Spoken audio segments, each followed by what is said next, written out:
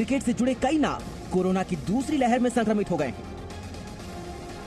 अक्षय कुमार ने कल ट्वीट कर अपने कोरोना संक्रमित होने की जानकारी दी थी और आज उन्होंने ट्वीट के जरिए अस्पताल में भर्ती होने की जानकारी दी, साथ ही लोगों का धन्यवाद किया। आपकी शुभकामनाओं और प्रार्थनाओं के लिए आप सभी का धन्यवाद। वो काम कर रही है, मैं बेहतर महसूस कर रहा हूँ, लेकिन चिकित्सकीय सलाह के बाद एहतियातन मुझे अस्पताल में भर्ती कराया गया है। मुझे उम्मीद है कि मैं जल्द ही घर वापस आऊंगा। ध्यान रखें। सिर्फ अक्षय ही नहीं, राम सेतु फिल्म की टीम के 100 लोगों की कोरोना जांच हुई, जिसमें से 45 लोग कोरोना संक्रमित हैं। अक्षय कुमार की आने वाली फिल्म राम सेतु की शूटिंग चल रही थी, लेकिन अब फिल्म की शूटिंग रोक दी गई है।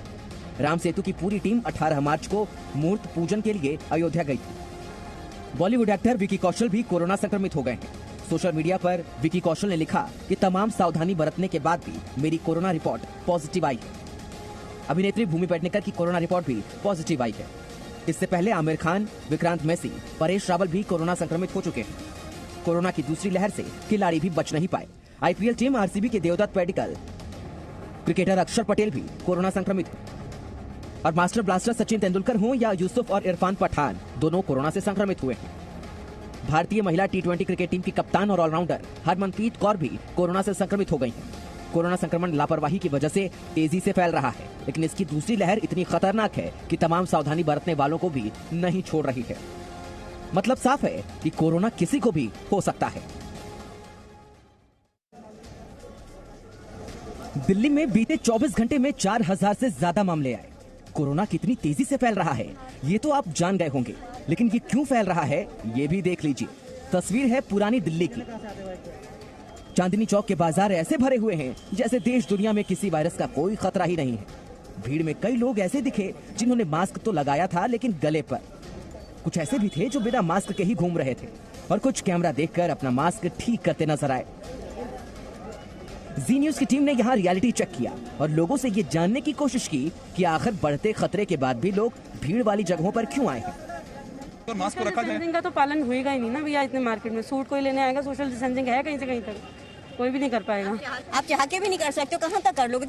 बाजार खुले हैं, इसका मतलब ये नहीं कि सावधानी बरतना छोड़ दिया जाए, लेकिन चांदनी चौक की ये तस्वीरें कुछ और ही कहानी कह रही हैं। न सोशल डिस्टेंसिंग है और न ही कोई डर।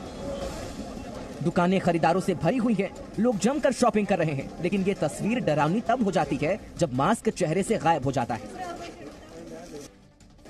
लोगों से मास्क लगाने की बार बार अपील भी की जाती है, लेकिन जो फिर भी नहीं मानते उन्हें कैसे समझाया जाए।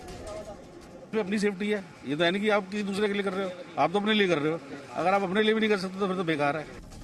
बावजूद इसके जब लोगों से कोरोना को लेकर सावधानी बरतने की बात की जाती है तो बहाने तैयार रहते हैं। अपने गले पे लगाया हुआ, इसलिए समझना चाह रहा हूँ ये लॉजिक क्या है गले पे लगाने का। ये तो सरकार बताएगी, ये मैं नहीं बता सकता आपको। काफी देर से वो लगा रखा था, इसलिए थोड़ी खुजली सी मची थी, इसलिए हटा रखा था। गलती है, लेकिन कई दफा हटाना पड़ जाता है, सांस की परेशानी तो। कोरोना का रिकॉर्ड आज ऐसे ही नहीं टूटा।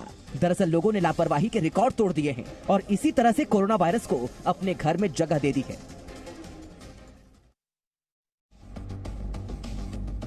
महाराष्ट्र में कोरोना की बढ़ती रफ्तार हर दिन नए रिकॉर्ड बना रही है, साथ ही सरकार और लोगों की चिंता भी बढ़ा रही है। महाराष्ट्र में पिछले 24 घंटे में 57,074 कोरोना संक्रमण के नए मामले सामने आए, तो वहीं 24 घंटे में कोरोना संक्रमण से 200 से ज्यादा लोगों की मौत हुई।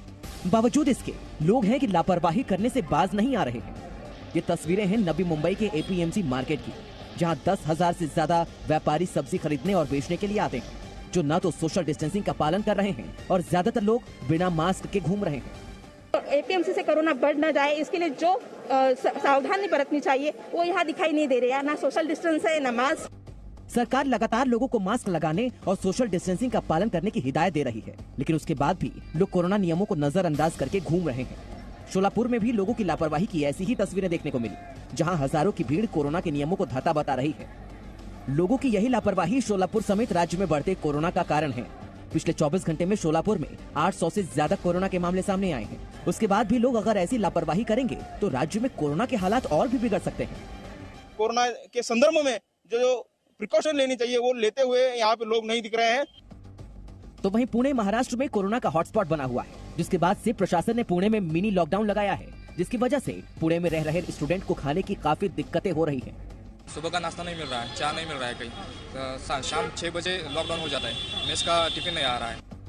लेकिन छात्रों का दुकान पर इस तरह भीड़ लगाना और कोरोना के नियमों का पालन न करना और बड़ी मुसीबत बन सकता है, क्योंकि लोगों की यही लापरवाही कोरोना संक्रमण को बढ़ाती है। देश भर में कोरोना के मामले लगातार बढ़ रहे हैं और कोरोना के सबसे ज्यादा एक्टिव केस महाराष्ट्र में हैं। महाराष्ट्र के सांगली में भी लगातार कोरोना के केस बढ़ते जा रहे हैं, जिसको देखते हुए सांगली जिला अस्पताल को कोविड अस्पताल में बदल दिया गया है, जिसके बाद अस्पताल में इलाज करा रहे लोगों और उनके रिश्तेदारों के साथ साथ कोरोना की जांच कराने वालों की काफी भीड़। लोगों की जमा हो रही इस भीड़ की वजह से अस्पताल में ही कोरोना संक्रमण बढ़ने का खतरा बन रहा है। यहाँ तकरीबन रोज 1000 से ज्यादा पेशेंट आते हैं और मिरज का शासकीय रुग्णालय कोविड में तब्दील करने के कारण वहाँ के जो भी पेशेंट है वो यहाँ आ रहे हैं। इस कारण यहाँ पे लोगों की गर्दी और लोगों बहुत पैमाने पे लोग यहाँ पे जम रहे हैं और मिरज का कोविड हॉस्पिटल होने के कारण सांगली के सिविल हॉस्पिटल में पेशेंट की गर्दी बढ़ रही है। बढ़ते कोरोना के खतरे को देखते हुए राज्य में कई तरह की पाबंदियां हैं, लेकिन मुंबई की लाइफलाइन कही जाने वाली लोकल ट्रेनों में कोई भी सख्ती देखने को नहीं मिल रही है। सरकार की गाइडलाइंस के अनुसार ट्रेन में जितनी सीटें हैं उतने ही लोग यात्रा कर सकते हैं। खड़े रह के भी लोग जो है जो ट्रैवल कर रहे हैं, मगर ये ट्रैवल करने के लिए बंदी लगाई गई है, तो लेकिन इनके ऊपर कौन निगरानी रख सकता है, ये भी आगे मामला होने वाला है, क्योंकि लाइफलाइन जो है, लाइफलाइन में बहुत सारी गर्दी रहती है, रश रहता है। लोगों का ऐसे में कोरोना नियमों को नजरअंदाज करके यात्रा करना किसी खतरे से कम नहीं है।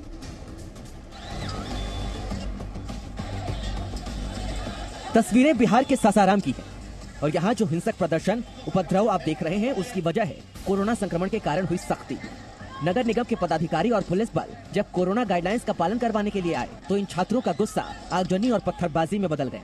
इनका कहना है कि कोरोना के बीच बाकी काम भी चल रहे हैं, लेकिन सिर्फ कोचिंग और शिक्षण संस्थानों को बंद किया जा रहा है और इसके बाद उपद्रवी छात्रों ने तोड़फोड़ शुरू कर दी, आगजनी की और पुलिस बल पर पथराव भी किया। कई घंटे तक सासाराम में ये हंगामा जारी रहा। इस दौरान 3 पुलिसकर्मी घायल हो गए। वीडियो सबूत के आधार पर पुलिस जांच कर रही है।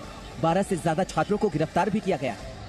कुछ लोगों के उकसाने पे जो कई सारे लोगों के द्वारा, जिसमें मुख्यतः स्टूडेंट्स थे, उनके द्वारा उपद्रव कर दिया गया, पथराव किया गया।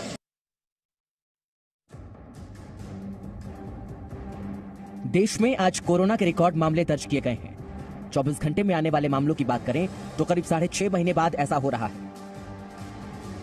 इससे पहले 17 सितंबर को कोरोना के 97,894 नए केस आए थे और आज बीते 24 घंटे में 1,03,558 नए केस